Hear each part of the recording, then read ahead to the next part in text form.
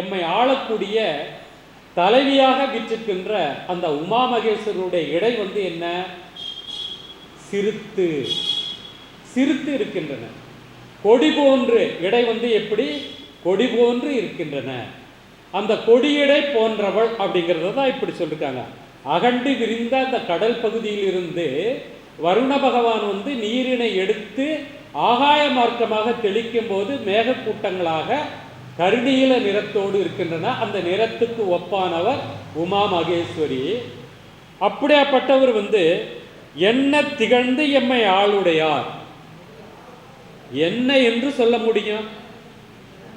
என்ன திகழ்ந்து அப்படின்னா விளங்கி, எம்மை எம்மைனாக்க எங்களை, எங்களைன்னா யாரு? அடியார் பெருமக்களை.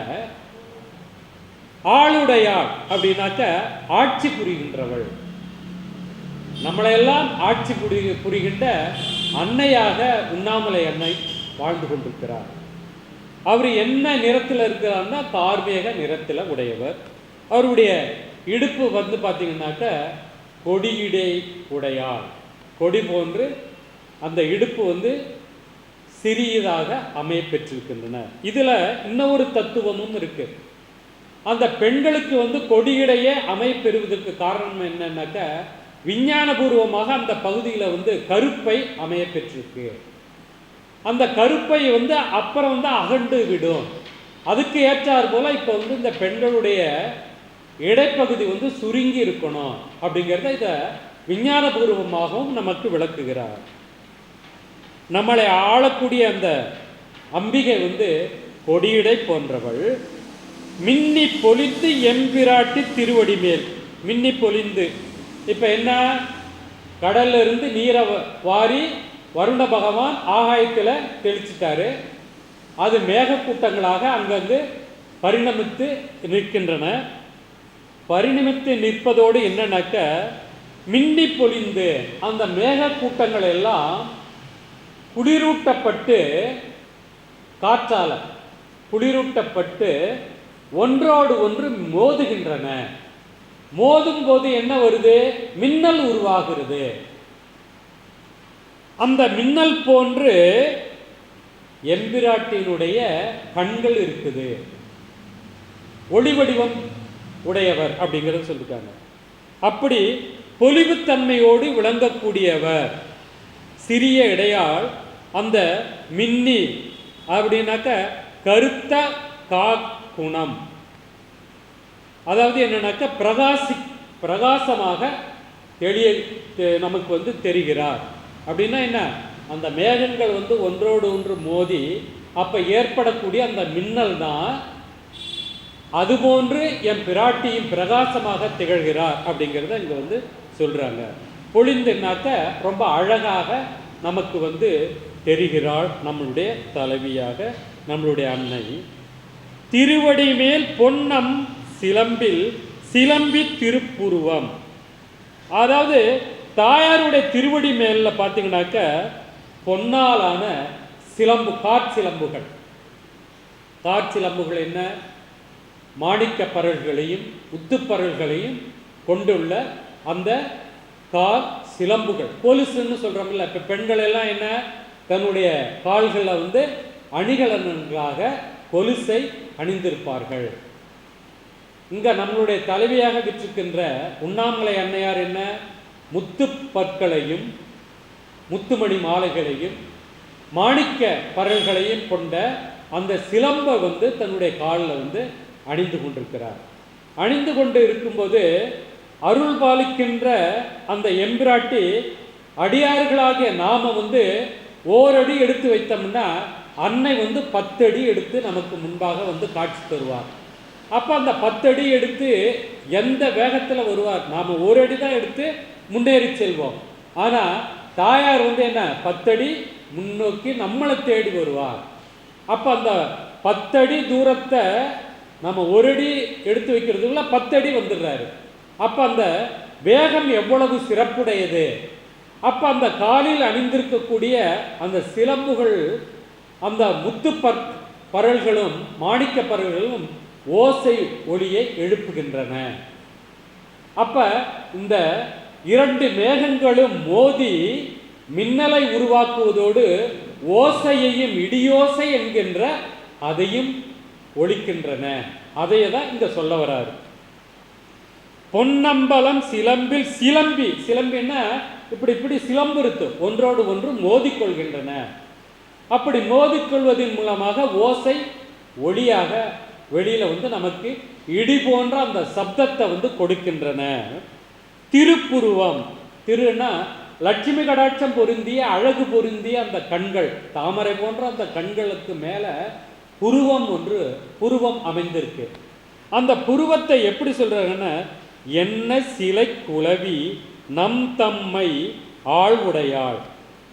என்னப்பா இது, அப்படியே சிலை வடிவமாக, சிலையை இப்ப சிற்பி எப்படி சிதக்குறார், சிற்பி எப்படி உருவாக்குறாரோ அது போன்று உண்ணாமலை அண்ணனுடைய கண்ணுக்கு மேலே இருக்கக்கூடிய அந்த புருவம் பார்த்தீங்கன்னாக்க அவ்வளவு அழகு பொருந்தியதாக இருக்குது. குளவி போன்று ரீங்காரம் விடுகின்றன. குளவி பார்த்துருக்கீங்களா? அது வருதுன்னாக்கா அந்த ஸ்பீடுக்கு அந்த காற்றை கிழித்து கொண்டு வரும். அது போன்று அந்த புருவத்தினுடைய தன்மை மின்னல் ஒரு பக்கம், அது முன்னாடியே சொல்லிட்டாங்க மின்னல் எவ்வாறு உருவாகுகிறது, மேகங்கள் இரண்டு மோதி மோதி உருவாகின்றன. ஆனால் இங்கே என்னன்னாக்க இந்த புருவம் செல்வ பெருந்தகையாக வீற்றிருக்கின்ற அன்னையினுடைய புருவம் எப்படி இருக்குன்னாக்க, வானத்தில் வில், வானவில்னு சொல்லுங்கள, 7 வண்ணங்களை உடைய அந்த வானவில் போன்று அழகு பொருந்தியதாக இருக்குது. வானவில்லை இதோட ஒப்பிட்டு காட்டுகிறார் உண்ணாமலை அன்னையினுடைய புருவத்தை. அதுதான் அப்படியாப்பட்ட அந்த அன்னையானவள் நம் தம்மை, நம்மளை அடியார் பெருமக்களாகிய நம்மளை அவங்க என்ன உடையவர், உடையாள் அப்படின்னா நமக்கெல்லாம் உடையவராக அவர் வாழ்ந்து கொண்டிருக்கிறார்.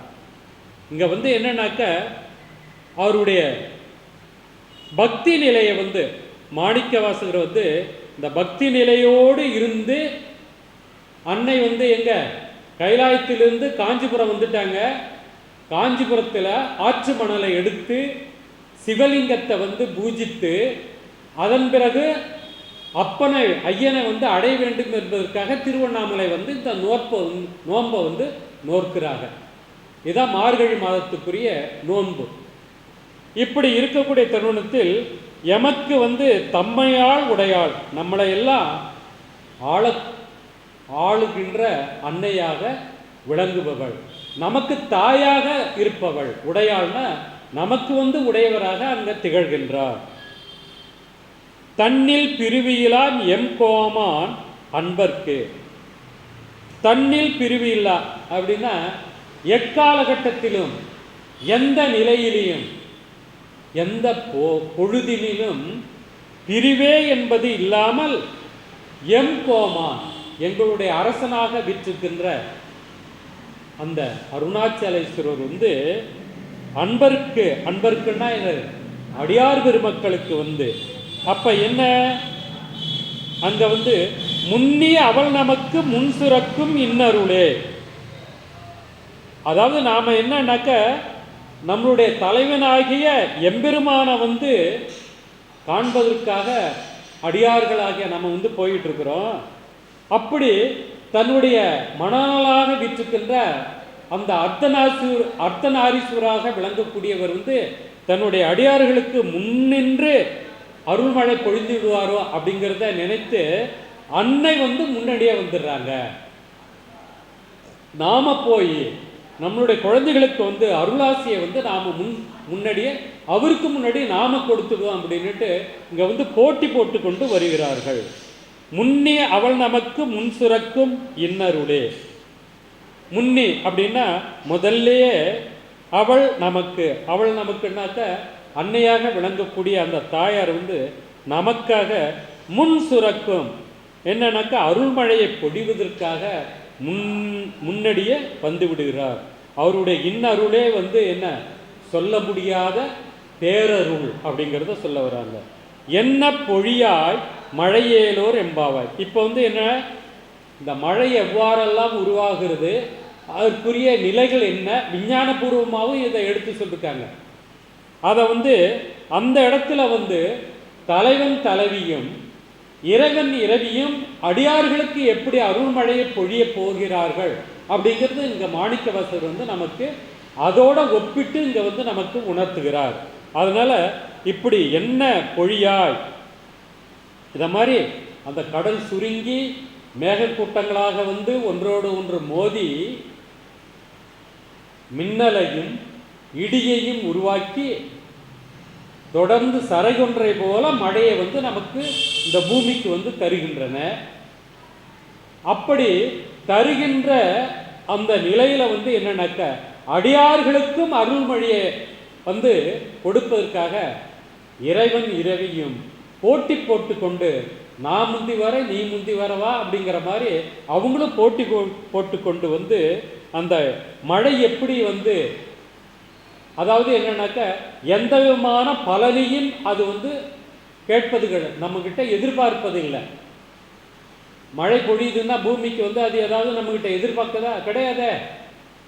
ஆனால் இந்த பூமி செழிக்கணும், பூமியில் உள்ள உயிர்கள் வாழணும், மரங்கள் செடி கொடிகள் எல்லாமே அது அந்த பசுமை புரட்சியோடு இருக்கணும் என்பதற்காக தான் அதெல்லாம் எதையுமே கேட்காமல் என்ன அவங்க தானாகவே நமக்கு அருள்மழை பொழிவது போல இந்த மேகக்கூட்டங்கள் இறைவன் இரவியும் நமக்காக அருள்மழையை போட்டி போட்டு கொண்டு அருள்பாலிக்கின்றார்கள் என்பதை மாணிக்கவாசகர் இந்த நோன்பு நோக்கக்கூடிய தலைவியும் தோழிகளும் முண்டியடித்து கொண்டு செல்வது போல இந்த கூற்றுரையை நமக்கு இங்கே புலப்படுத்துகிறார். திருச்சிற்றம்பலம். முன்னிக்கடலை சுருக்கி எழுந்துடையாள் என்ன திகழ்ந்தெம்மை ஆளுடையாள் இட்டிடையின் மின்னி பொழிந்து எம்பிராட்டி திருவடி மேல் பொன்னம் சிலம்